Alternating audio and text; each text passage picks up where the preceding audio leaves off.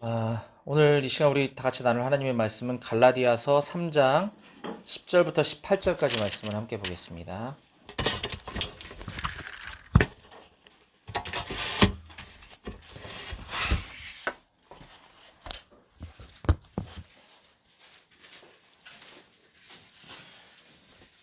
갈라디아서 3장 10절에서부터 18절까지 말씀 함께 보도록 하겠습니다.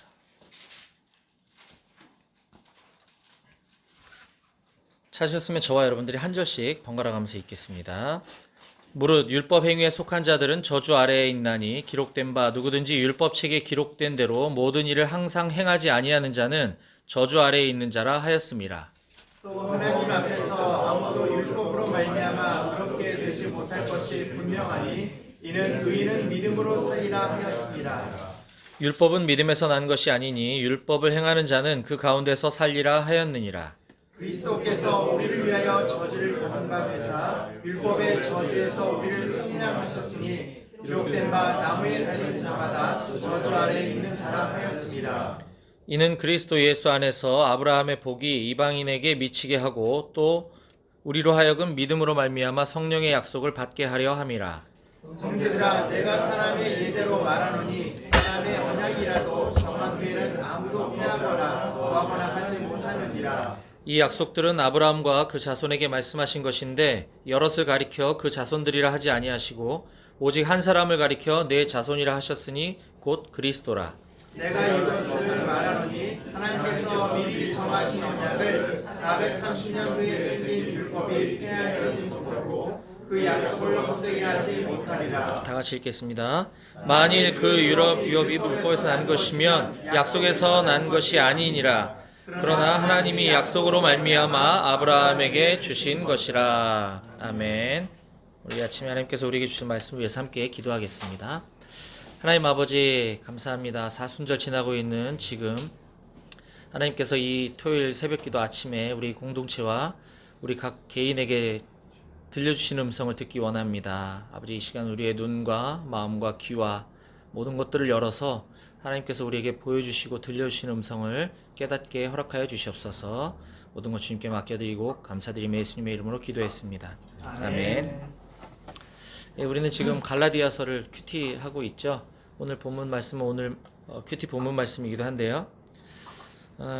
갈라디아서는 로마서와 마찬가지로 복음에 대해서 그 원색적인 복음의 내용을 다루고 있는 책입니다. 근데 로마서가 복음의 전반적인 교리들을 폭넓게 다루고 있다고 한다면 갈라디아서는 시종일관 율법과 믿음, 율법과 은혜라고 하는 그 한 가지 주제를 가지고 바울이 계속해서 논증을 펼쳐가고 있습니다. 우리가 아는 것처럼 갈라디아 교회, 이 갈라디아서 편지의 수신자인 이 갈라디아 교인들은 빠른 속도로 그 다른 복음에 미혹되어서 복음을 떠나 다른 복음을 쫓아가는 자들이 늘어나고 있었습니다. 그것을 향한 바울의 피 끓는 절규를 담은 서신서가 바로 이 갈라디아서인데요. 지금 바울의 심정이 얼마나 속이 터지고 답답했는지를 잘 보여주는 대목이 3장 1절 말씀입니다. 오늘 본문을 포함하고 있는 3장은 이렇게 시작을 합니다. 어리석도다 갈라디아 사람들아, 예수 그리스도께서 십자가에 못 박히신 것이 너희 눈앞에 밝히 보이거늘 누가 너희를 꾀더냐. 바울은 그의 편지에서 주로 즐겨 사용하는 것이 내 사랑하는 형제들아, 형제 자매 이런 말을 자주 사용하는데 여기서는 어리석도다 갈라디아 사람들아 이렇게 부르고 있습니다. 어리석도다. 우리 성경에는 이렇게 번역했지만 영어 성경 몇 개 번역본을 보니까 foolish, crazy라고 표현하고 있습니다. 즉, 이 바보 같은 갈라디아 사람들아, 이 멍청한 사람들아, 이 정신 나간 사람들아, 이 미친 사람들아라는 것이죠. 그러면서 형제 자매라는 호칭도 쓰지 않고 갈라디아 사람들아라고 하면서 약간의 거리를 두면서 매우 형식적으로 이렇게 부르고 있습니다. 왜 바울이 그렇게까지 해야 했을까? 이 뒤에도 이제 계속 언급되지만 나를 위해서 피 흘려 십자가에 돌아가신 그 예수님과 함께 하는 삶을 살고 있다면, 매 순간마다 너희들이 그렇게 살고 있다면 어떻게 복음을 떠날 수가 있겠냐라고 하는 그런 것입니다. 우리도 가끔 이제 뭐 우리 주변에 있는 사람이 됐든 아니면 이 언론을 통해서든 교회의 중직자들이 이렇게 뭐 이단에 미혹돼서 떠나갔다. 또는 뭐 이단은 이단인지 아닌지 잘 모르겠지만 아무튼 좀 이상한 가르침에 현혹돼서 뭐 교회를 옮겼다. 뭐 이런 이야기들을 가끔 듣게 됩니다. 어떻게 그럴 수 있을까 이런 생각을 우리는 문득문득 할 수도 있지만 사실 우리가 매 순간마다 매일매일 날마다 깨어있고 하나님의 은혜 아래 거하고 있고 믿음을 지키고 살아가지 않는다면 여기 있는 저와 여러분들도 그렇게 될 수 있다고 저는 생각을 합니다. 갈라디아 교인들도 당시 분명 예수 그리스도를 믿고 영접하고 제자로 살아가겠다고 했는데 그런 일이 일어났던 것이죠. 왜냐하면 매일매일 매 순간마다 날마다 십자가 은혜 아래 거하고 있지 않았기 때문입니다. 내 믿음은 견고하다라고 하는 착각을 우리 하지 말아야 될 것 같습니다. 나는 성경 말씀을 잘 분별한다. 이거는 이렇게 생각이 드는 그 순간이 바로 위험한 때입니다. 그게 교만인 것이죠. 날마다 매 순간마다 주님의 은혜 아래 거하는 저와 여러분들이 되시기를 원합니다. 오늘 본문 10절은 아까 서두에 1절에서 보았던 것처럼 갈라디아 사람들이 왜 이렇게 바보 같은지 멍청한지 정신 나갔는지에 대해서 이렇게 이야기합니다. 무릇 율법 행위에 속한 자들은 저주 아래 있나니 기록된 바 누구든지 율법 책에 기록된 대로 모든 일을 항상 행하지 아니하는 자는 저주 아래 있는 자라 하였습니다. 오늘은 10절에서부터 시작을 했지만 사실 9절부터 봐야 그게 비교가 되고 좀 더 그 의미가 분명해집니다. 9절은요. 그러므로 믿음으로 말미암은 자는 믿음이 있는 아브라함과 함께 복을 받느니라 라고 하면서 믿음으로 말미암는 자, 즉 믿음으로 사는 자는 아브라함과 함께 복을 받는다. 그런데 10절에 율법에 얽매여 사는 자들은 저주를 받게 된다라고 하면서 신명기 27장 26절에서 나오는 에발산에서 선포한 저주를 갖다가 바울이 구약 성경을 인용해서 지금 이야기하고 있습니다. 그런데 여기 10절에서 중요한 단어는 모든과 항상입니다. 모든과 항상. 성경책에 낙서해도 괜찮으신 분은 모든과 낙서에 표를 하면 좋을 것 같습니다. 율법으로 말미암아 의롭다함을 얻으려고 하는 사람들은 모든 율법의 행위들을 다 지켜야 한다는 거죠. 하나라도 어기면 죄를 범하게 된다라고 생각했던 것입니다. 뿐만 아니라 율법의 모든 일을 항상 행해야 한다라고 생각했습니다. 항상.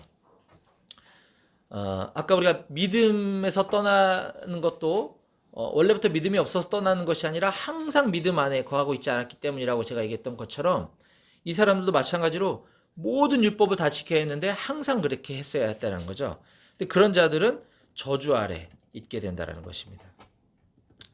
근데 우리가 아는 것처럼 아담의 범죄 이후에 타락한 우리 인간은 모든 율법을 다 지키며 살아갈 수가 없는 존재입니다. 그리고 항상 그렇게 살 수도 없는 거죠. 불가능합니다.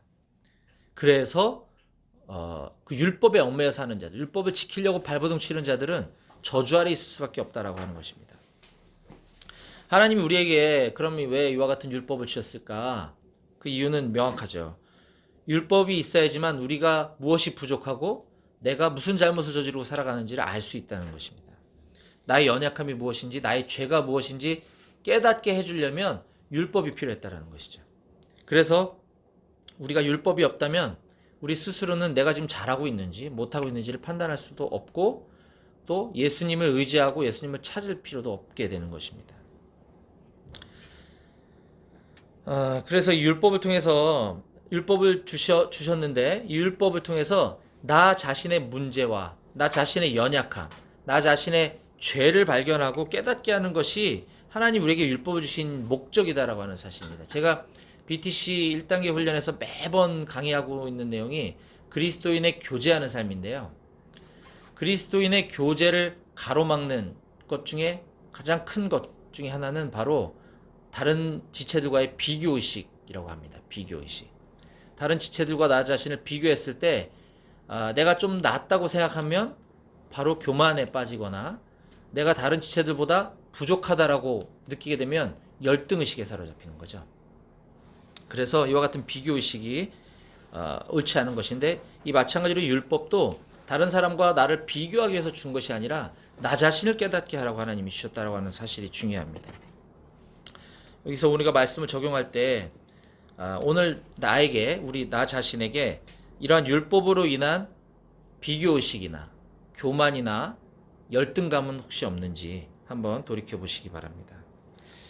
11절 말씀은요, 바울이 여기서 한 걸음 더 나아가서 우리가 율법으로는 절대 의롭게 될 수 없다라고 하는 이유를 한 가지 더 들면서 그거의 결정적인 쐐기를 받고 있습니다. 11절, 또 하나님 앞에서 아무도 율법으로 말미암아 의롭게 되지 못할 것이 분명하니 이는 의인은 믿음으로 말미암아 살리라, 의인은 믿음으로 살리라 하였음이라. 저도 모르게 의인은 믿음으로 말미암아 살리라고 했는데, 우리가 아는 하박국 2장 4절 말씀을, 또 구약의 말씀을 바울이 끌어와서 인용하면서 이 의인은 믿음으로 산다 라고 하는 것입니다. 저는 이거를 그냥 아무 생각 없이 그냥 그동안에는 그저 그렇지, 의인은 믿음으로 이 세상을 살아가는 거지, 그렇지, 믿음으로 그냥 그렇게 살아가는구나, 이렇게 생각을 했었는데, 좀 더 정확히 보면 이 말씀은 의인은 믿음으로 인해서, 믿음 때문에 죽지 않고 살아간다, 믿음 가지고 살아갈 때 보다 의지적으로 살 수 있다라고 하는 shall live by faith라고 하는 것을 발견했습니다. 그러니까 의인이기 때문에 믿음으로 사는 사람이 의인이지, 이게 아니라 의인은 믿음 때문에 살게 된다는 거죠. 죽지 않게 된다는 것입니다. 또 13절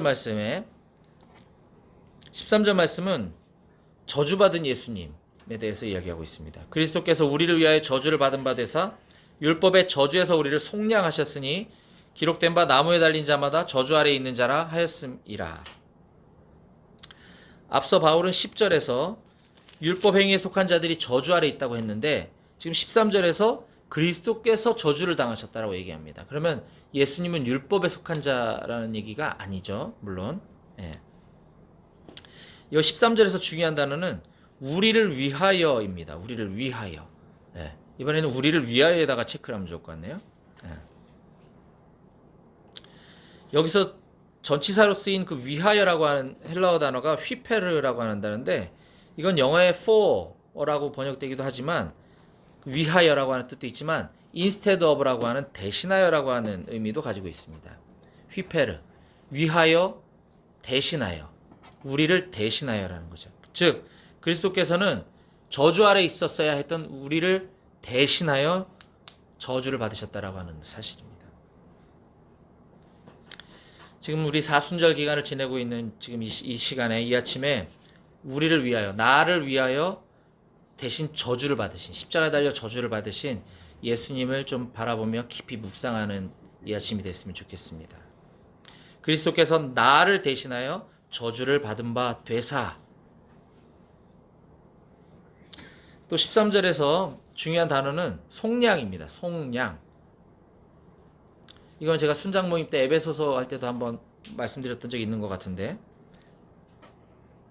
예수님은 하나님에 의해서 나무에 달려 저주를 받으셨죠. 그렇게 하심으로써 내가 나의 저주 아래 있던 나를 대신해서 속량하셨다라고 바울이 지금 이야기하고 있는데, 이 속량이라고 하는 단어는 신약 성경에서만 4번 기록되고 있고, 이것이 모두 다 바울 서신에서만 기록하고 있습니다.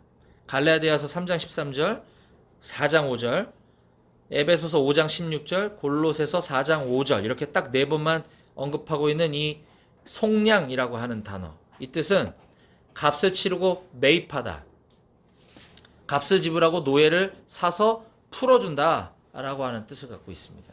즉 저주 아래 있던, 죄에 노예되어 있던 우리를 매입하시기 위해서, 돈 주고 값을 지불하고 사시기 위해서 자신이 저주를 받아서 그 값을 치르고 우리를 놓아주신 사건, 그것이 바로 속량이라고 하는 것입니다. 근데 다시 갈라디아서의 수신자로 돌아오면, 이 갈라디아 교인들은 지금 자신들이 그 율법의 저주 아래에 있다가 그들을 위해서 대신 값을 치르고 속량해 주시고 저주를 당하신 예수님을 잊어버리고 다시 그 율법으로 돌아가려고 하고 있다고 하는 이 답답한 사실인 거죠. 여기서 말씀을 또 우리에게 한번 적용해 보겠습니다. 지금 우리는 오늘날 어떻게 살아가고 있는지, 나의 모습은 지금 어떤지 한번 생각해 봤으면 좋겠습니다. 이 십자가 사건이 그냥 단순히 우리의 관념, 우리의 어떤 감상적인 것에만 머물고 있지 않은지, 이 십자가 사건이 나를 대신해서, 나를 죄의 노예에서 값을 대신 치르고 속량해 주시고 나를 풀어 놓아 주신 그 사건이라고 하는 실제적이고 실존적인 사건이었음을 좀 기억했으면 좋겠습니다. 이번에 14절 말씀 볼 텐데요. 이처럼 예수 그리스도께서 저주받으시고 나를 대신해서 저주를 당하신 그 속량에는 두 가지 목적과 이유가 있다고 하는 것입니다. 자, 읽어보겠습니다. 14절. 이는 그리스도 예수 안에서 아브라함의 복이 이방인에게 미치게 하고 또 우리로 하여금 믿음으로 말미암아 성령의 약속을 받게 하려 함이라. 아멘. 그리스도께서 나를 대신해서 저주받으신 첫 번째 목적이 뭐라고 얘기하고 있죠? 그렇습니다. 아브라함의 복이 이방인들에게까지 미치게 하는 것. 즉 우리와 같은 이방인들도 아브라함의 복을 받게 하고자 하신다는 뜻이죠. 두 번째는요? 믿음으로 말미암아 성령의 약속을 받게 하라. 그렇습니다. 성령의 약속을 받게 하려는 것. 그렇기 때문에 우리가 예수 그리스도를 믿음으로 말미암아 우리 안에 성령님께서 내주하시게 되었죠. 예. 시온이가 혼자 밖에서 엄마 아빠를 찾고 있습니다. 예, 예수 그리스도의 속량 사건, 십자가 대속의 사건의 그 이유, 그 목적은 첫 번째, 하나님이 아브라함에게 주시겠다고 약속하신 그 복을 우리들에게도 똑같이 주시고자 했다라는 것과 또 하나는 성령의 약속을 받게 하려 하신다라는 것입니다. 그런데 여기서 14절에서 중요한 문장은 그리스도 예수 안에서와 믿음으로 말미암아입니다. 그리스도 예수 안에서 믿음으로 말미암아. 이러한 하나님의 축복, 아브라함에게 약속하신 축복, 우리에게도 동일하게 허락하신 그 축복은 예수 그리스도로 말미암아 가능하다는 것이고 믿음으로 말미암아 가능하다는 것이죠. 그리고 15절부터 18절 마지막 부분은 이 하나님이 약속하신 그 언약에 대해서 이 사람들의 삶에 대한 예를 들어가면서 그 바울의 논리를 지금 전개 나오고 있습니다. 즉 언약은 이 쌍방 간에 사람과 사람이 쌍방 간에 계약 관계에 있다라는 것인데 이 사람이 정한 그 계약 관계도 한 번 정하고 나면 그 계약을 일방적으로 파기하거나 수정, 첨삭할 수 없다라고 하는 것입니다. 그 예를 들어가면서 16절에서 하나님이 아브라함에게 해주셨던 그 언약, 약속이 있었는데 그건 바로 아브라함의 자손을 약속하실 때 그 오직 여러 사람이 아니라 한 사람을 통해서 그것을 이루시겠다고 하는 하나님이 아브라함에게 체결하셨던 그 약속을 말씀하고 계신데 그 한 사람이 바로 예수 그리스도라고 하는 것이죠. 16절입니다. 이 약속들은 아브라함과 그 자손에게 말씀하신 것인데 여럿을 가리켜 그 자손들이 하지 아니하시고 오직 한 사람을 가리켜 내 자손이라 하셨으니 곧 그리스도라. 그 하나님의 언약의 당사자는 바로 예수 그리스도라고 하시는 것입니다. 그리고 나서 이 언약도 사람의 예를 들었던 것처럼 마찬가지로 하나님이 이미 오래전에 아브라함에게 하셨던 그 약속이기 때문에 그 아브라함에게 주셨던 그 약속으로부터 무려 430년이나 지나서 모세에게 다시 기록한 율법을 주셨다고 하더라도 그때 아브라함에게 하셨던 그 약속은 파기되거나 변화되지 않는다, 수정될 수 없다라고 하는 것을 지금 바울이 강조하고 있는 것입니다. 이게 바로 오늘 본문 18절까지의 말씀입니다. 여기서 우리가 또 우리에게 한번 말씀을 적용해 보겠습니다. 믿음으로 의롭게 된다라고 하는 이 사실은 구약이나 신약이나 오늘 우리나 변하지 않는 불변의 진리입니다. 그런데 율법의 조항들은 시대에 따라서 변화되어질 수 있습니다. 추가될 수도 있고요. 오늘 직장 복음화를 위한 민족과 세계 복음화에 기여한다는 우리 BBB의 존재 목적은 우리가 BBB맨으로 살아가는 한 변할 수 없는 불변의 진리입니다. 그렇죠? 네. 근데 이 직장 복음화를 통한 민족과 세계 복음화에 기여한다라는 변하지 않는 이 불변의 진리를 달성하기 위해서 우리는 다양한 방법들을 통해서 그 비전과 존재 목적을 이루어갑니다. 이 우리가 그걸 달성하기 위해서 하고자 하는 여러 가지 사역의 방법들과 어떤 것들은 이 시대의 변화에 따라 약간씩 수정되거나 첨삭되어질 수 있습니다.